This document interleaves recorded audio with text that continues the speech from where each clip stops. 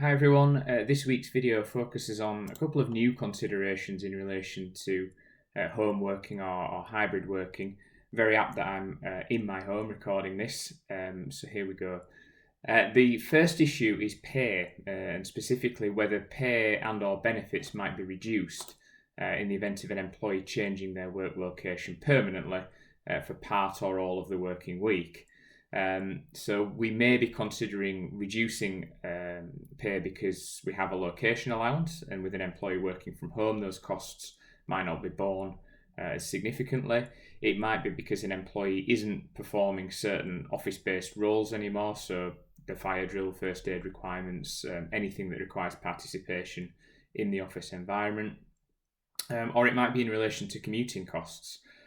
So an employee might have a company car or a car allowance, which is in part to be used for commuting or for visiting clients, and perhaps with more remote working and remote attendance with clients and customers, there's a reduced need for those benefits to be paid. A recent survey has been conducted by a HR software provider, and that suggests that more than 2/3 of firms were considering pay cuts for home workers, despite over half saying they've managed to save money by having a remote workforce. 2/3 of employers have given all or most of their staff the option to work remotely, but those wishing to be fully remote are more likely to face a pay cut than their hybrid colleagues.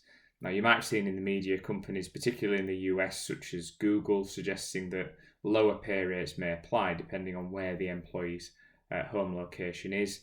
And according to this survey, a number of businesses here are making similar moves, or at least having similar considerations as well. Around 40% of employers in this survey admitted to singling out fully remote workers for pay reductions, compared to 29% for hybrid workers. So it looks like the focus is more on those who will be working permanently from home going forwards. A few considerations here. Firstly, consider whether this can be done contractually.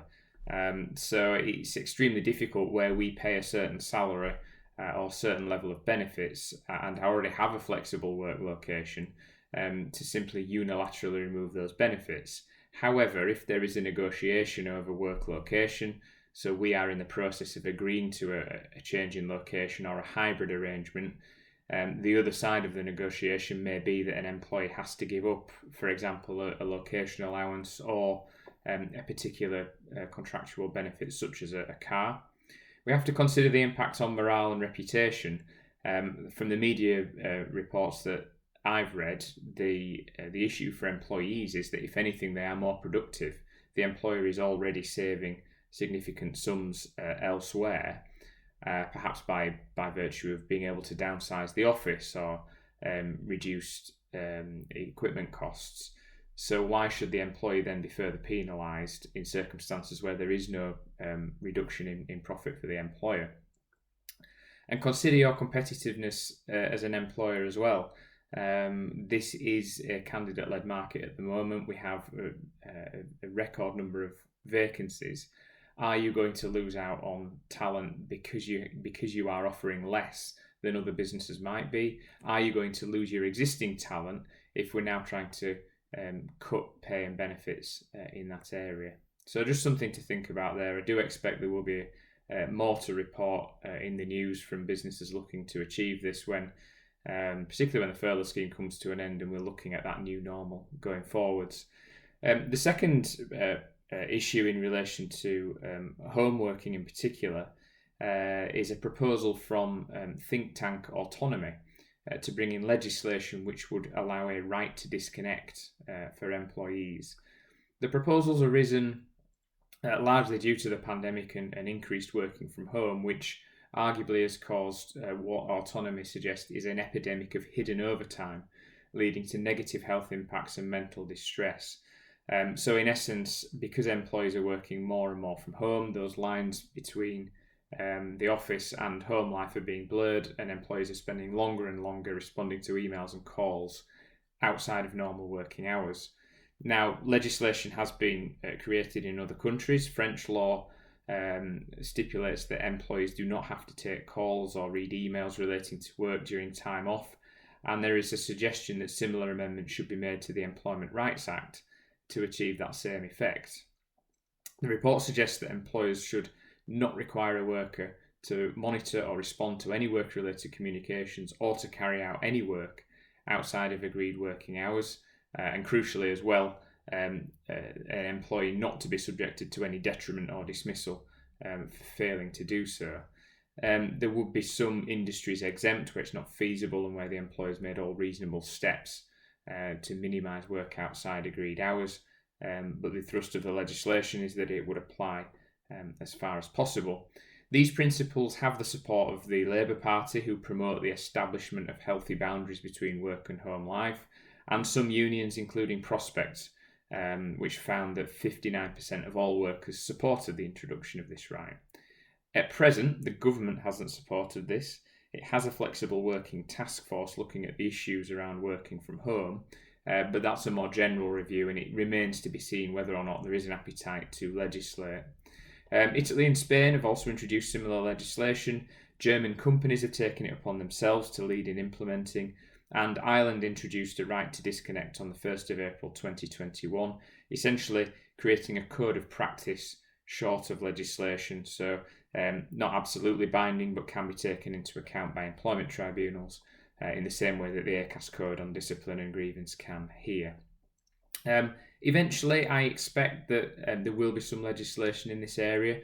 I think it might lack teeth, given the need for flexibility from many employers. At this stage, there's nothing preventing you as a business from voluntarily putting some provisions in place.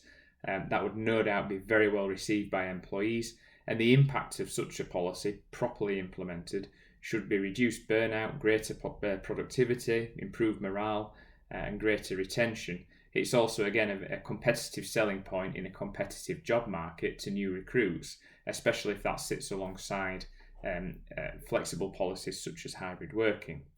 Now, any policy should be drafted flexibly in itself.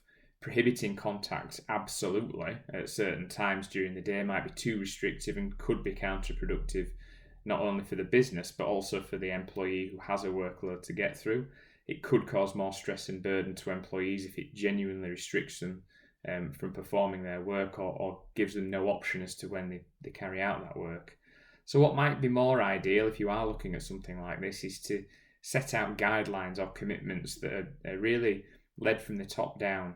And that might include encouraging employees to turn off emails on their devices after a certain time, publishing information to clients and customers that we are encouraging our colleagues to switch off outside working hours, creating some technological provisions such as the phone system being set to do not disturb after a certain time automatically unless it's switched off by employees, confirming that we won't penalise any employee for not responding to contact outside certain hours, encouraging colleagues to communicate only within working hours, or to not create expectations that replies will be given outside of the working day, and crucially providing support mechanisms for employees who suffer any adverse effects from switching off outside working hours.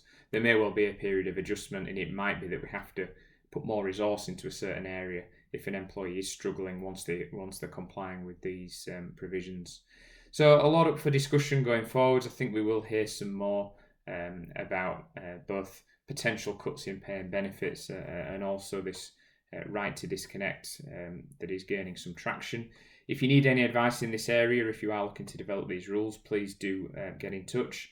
Visit the website for full contact details, chadwicklawrence.co.uk, or email employmenthub@chadlaw.co.uk. Thank you.